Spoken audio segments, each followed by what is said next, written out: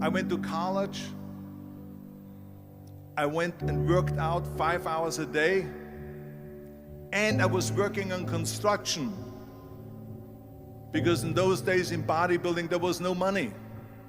I didn't have the money for food supplements or anything, so I had to go to work. So I worked on construction. I went to college. I worked out in the gym, and at night from 8 o'clock at night to 12 midnight, I went to acting class 4 times a week. So I did all of that. There was not one single minute that I wasted.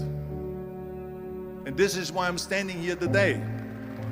With the age of 20, I went to London and I won the Mr. Universe contest as the youngest Mr. Universe ever. And it was because I had a goal. You see, if you don't have a vision of where you go, and if you don't have a goal where you go, you drift around and you never end up anywhere.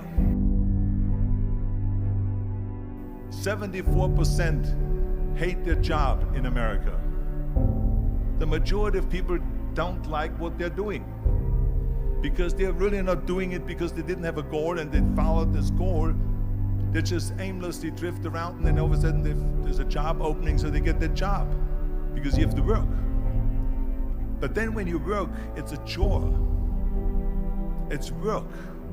It's not fun. So if you think about, only a quarter of the people really enjoy what they're doing in life. So people always ask me, when they saw me in the gym in the pumping iron days, they say, why is it that you're working out so hard?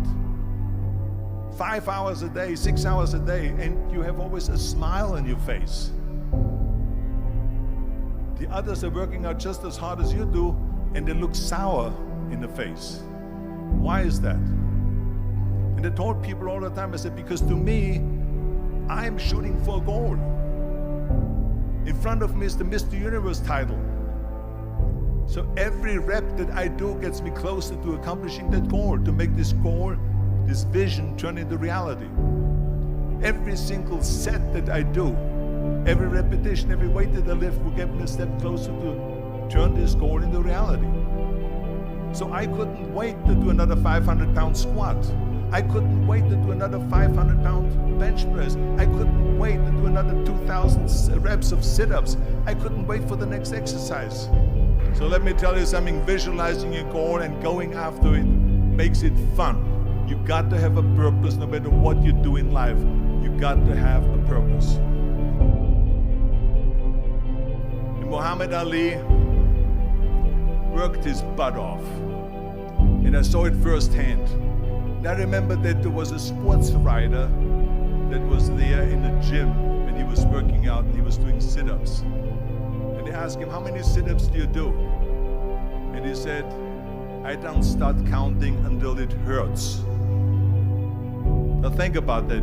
He doesn't start counting his sit-ups until he feels pain. That's when he starts counting. That is working hard. And so you can't get around the hard work. It doesn't matter who it is. Work your ass off. There is no magic pill. There is no magic out there. You cannot get around. You have to work and work and work. Make sure of this and make sure of that and all that stuff. So it's work. And it drives me crazy when people say that they don't have enough time to go to the gym for 45 minutes a day and work out. Or to do something for 45 minutes to an hour a day to improve. If it is physically improve or if it is mentally to improve. Imagine you read 1 hour a day about history. How much you will learn after 365 hours in 1 year. Think about if you study about the history of musicians, of composers, how much you would know. Imagine if you would work on a business, on some business that you want to develop every day for an hour. Imagine how further along you will go and get. So it drives me nuts because when people say we don't have the time, we have 24 hours a day. We sleep 6 hours a day, so that gives you still 18 hours. There's someone shaking their head out here in front. They say probably, I don't sleep 6 hours, I sleep 8 hours, right? Or just sleep faster. So we have 18 hours a day. The average person works around 8 to 10 hours. So let's assume it's 10 hours, so we have 8 hours left. Then you travel around an hour a day, maybe 2 hours a day. So now you have still 6 hours left. So what do you do with these 6 hours? What do you do with these 6 hours? Then we eat a little bit, then we schmooze a little bit, talk a little bit to people and all that stuff. But you can see how much time there is available if you organize your day. So you got to work hard. I hate plan B. And I tell you why. Because we have so many doubters, as I've said earlier, the no-sayers. We have so many of those people that say no and you can't do it, that's impossible.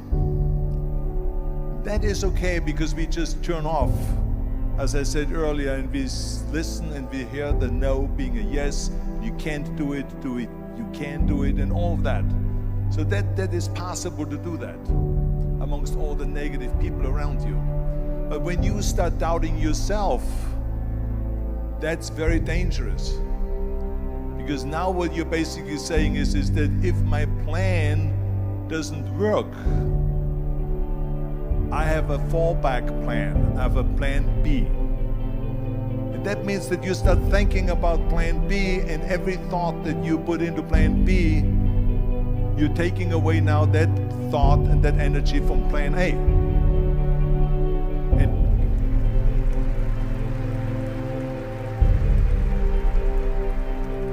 And it's very important to understand that we function better if there is no safety net, because plan B becomes a safety net. It says that if I fail, then I fall and I get picked up and I have something else there that will protect me.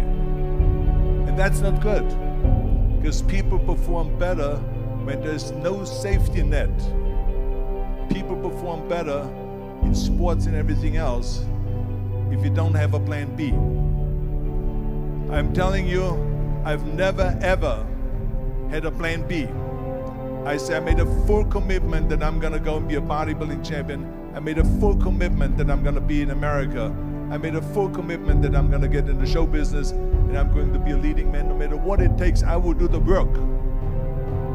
I will do the work over and over and over until I get it. And the same was in politics and everything like that. So to me, it is very dangerous to have a plan B, because you're cutting yourself off from the chance of really succeeding.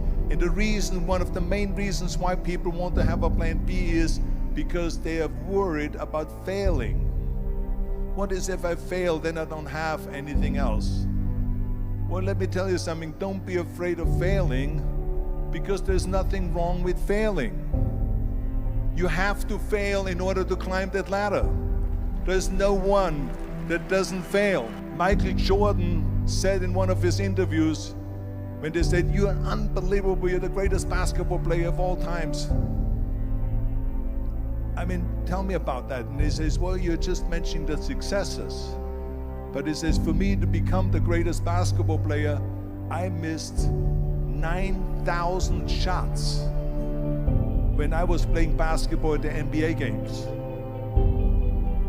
So during these games that he was so successful, he missed 9,000 shots. Does it make him a failure? No. He's one of the greatest basketball players of all times, but he failed 9,000 times. Do you get it? We all fail. It's okay.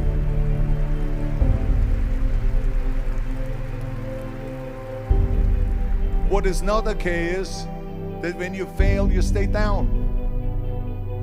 Whoever stays down is a loser.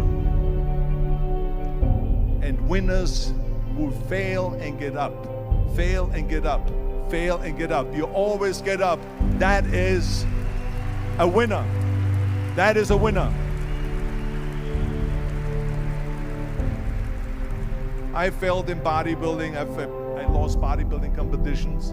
I lost powerlifting competitions. I lost weightlifting competitions. I had movies that went in the toilet and that were terrible and got the worst reviews. And in politics, I remember I had many of the initiatives on the ballot, and we lost. My approval rating in California went down to 28%, and then it went back up again, and I won again the governorship. Hey, we all lose. We all have losses. This is okay, and this is why I say don't be worried about losing, because when you're afraid of losing, then you get frozen. You get stiff, you're not relaxed. You got to be, in order to perform well in anything, if it's in boxing or if it is on your job or with your thinking, is only happening when you relax. So relax. It's okay to fail. Let's just go all out and give it everything that you got. That's what it is all about. So don't be afraid to fail.